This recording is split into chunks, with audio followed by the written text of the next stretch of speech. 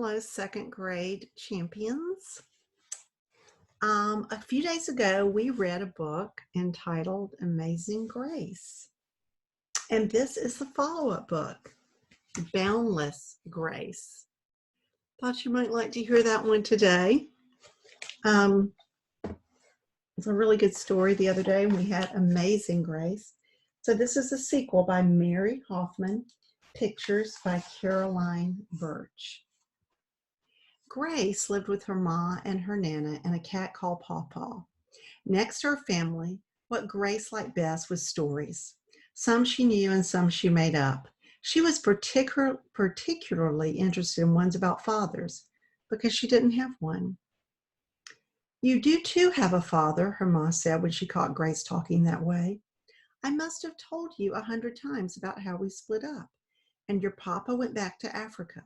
He has another family now, but he's still your father, even though he doesn't live with us anymore." Well, that wasn't Grace's idea of a father. She wanted one like Beauty's, who brought her roses from the beast's garden in spite of the dangers. Not one she hadn't seen since she was very little and only knew from letters and photographs.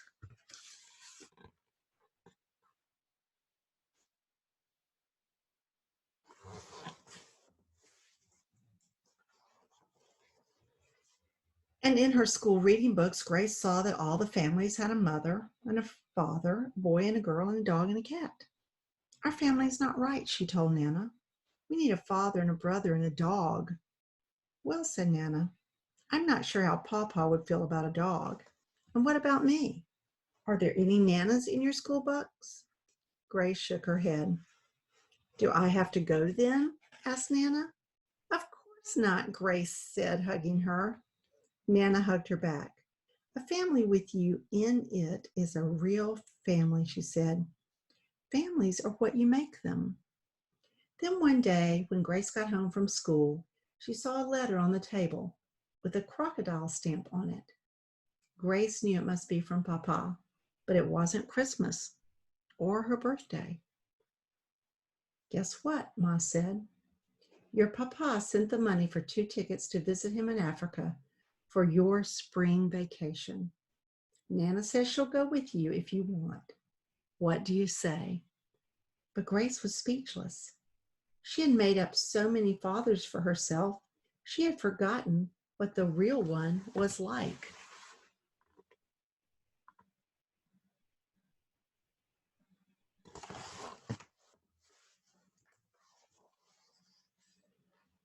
Grace and Nana left for Africa on a very cold gray day. They arrived in the Gambia in golden sunshine, like the hottest summer back home. It had been a long, long trip. Grace barely noticed the strange sights and sounds that greeted her. She was thinking of Papa.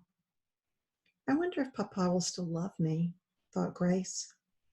"He has other children now, and in stories it's always the youngest that is the favorite." She held on tightly to Nana. Outside the airport was a man who looked a little like Papa's photo. He swung Grace up in his arms and held her close.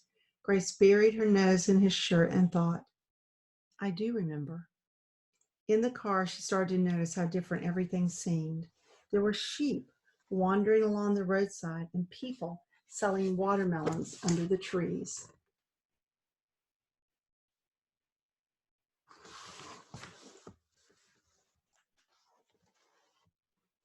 And when they reached her father's compound, there was the biggest difference of all. A pretty young woman with a little girl and a baby boy came to meet them. Grace said hello, but couldn't manage another word all evening. Everyone thought she was tired except Nana. "What's the matter, honey?" she asked when they went to bed. "You've got a father and a brother now, and they even have a dog." But Grace thought, "They make a storybook family without me. I'm one girl too many. Besides, it's the wrong ma."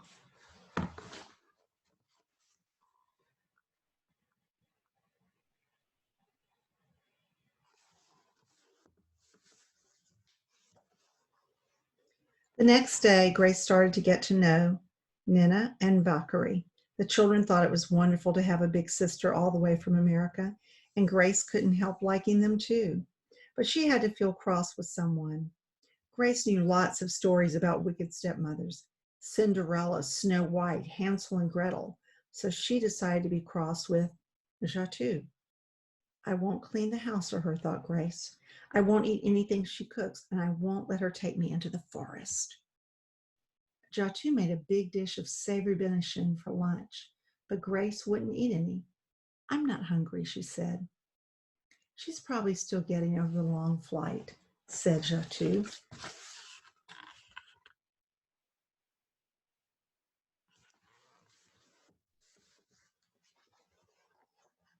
When Papa came home from work, he found Grace in the backyard. He sat beside her under the big old jackfruit tree. This is where my grandma used to tell me stories when I was a little boy, he said. Nana tells me stories too, said Grace. Did she ever tell you the one about how your ma and I came to split up? Asked Papa. I know that one, said Grace, but I don't want to hear it right now. And she covered up her ears. Papa hugged her. Would you like the one about the papa who loved his little girl so much he saved up all his money to bring her to visit him? Yes, I'd like that one, said Grace. Okay, but if I tell you that story, will you promise to try to be nice to Jatu? You're both very important to me, said Papa. Grace thought about it. I'll try, she said.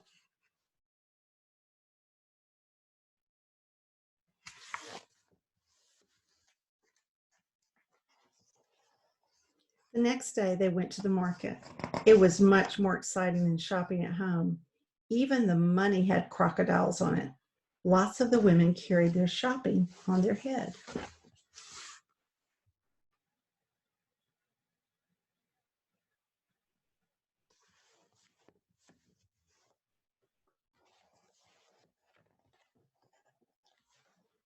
Then they went to a stall that was like stepping inside a rainbow. There was cloth with crocodiles and elephants on it, and cloth with patterns made from pebbles and shells, and so many colors. We can choose cloth for Grace's first African dress, said Papa. Grace and Nana spent a long time choosing. No one was in a hurry.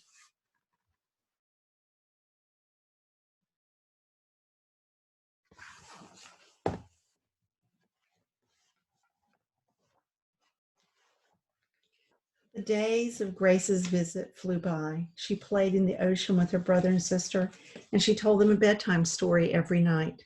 She told all the stories she knew: Beauty and the Beast, Rapunzel, Rumpelstiltskin. It was amazing how many stories were about fathers who gave their daughters away. But she didn't tell them any about wicked stepmothers. Sometimes Ma called from home and her voice made Grace feel homesick. I feel like gum, stretched all out thin in a bubble, she told Nana, as if there isn't enough of me to go around. I can't manage two families. What if I burst? Seems to me there is enough of you, Grace, said Nana, playing to go around. And remember, families are what you make them.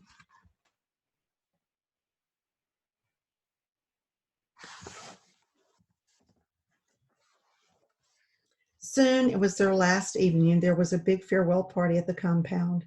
Grace and Nana wore their African clothes, and Grace ate twice as much venison as everyone else. Now you really might burst, said Nana.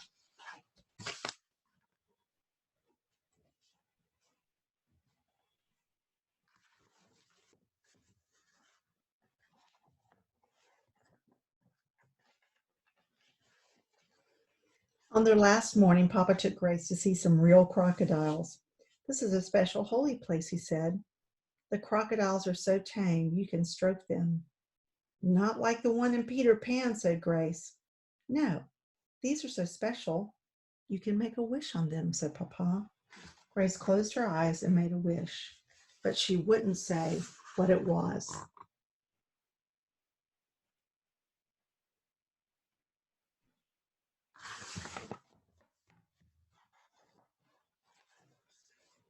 Later at the compound, Grace asked Nana, Why aren't there any stories about families like mine that don't live together? Well, at least you've stopped thinking it's your family that's wrong, said Nana. Now, until we get back home and find some books about families like yours, you'll just have to make up a new story of your own. I'll do that, said Grace. And when we're home again, I'll write it down and send it to Jatu to read to Nana and Bakari. The whole family came to see them off at the airport. Grace was sorry to say goodbye to her new brother and sister, and even to her stepmother. But leaving Papa was hardest of all. Waiting for their plane, Nana asked Grace if she had thought any more about her story. Yes, but I can't think of the right ending, said Grace, because the story's still going on. How about they lived happily ever after, said Nana.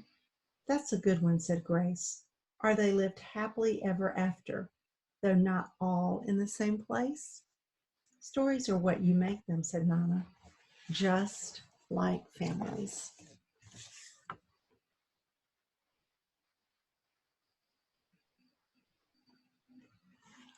And that's the end. Hope you enjoyed that. Boundless Grace. And I think there's actually another one now about grace. We'll try to find that and make sure we read it. Thank you, second graders, and have a really good weekend. Take care of yourselves. Bye now.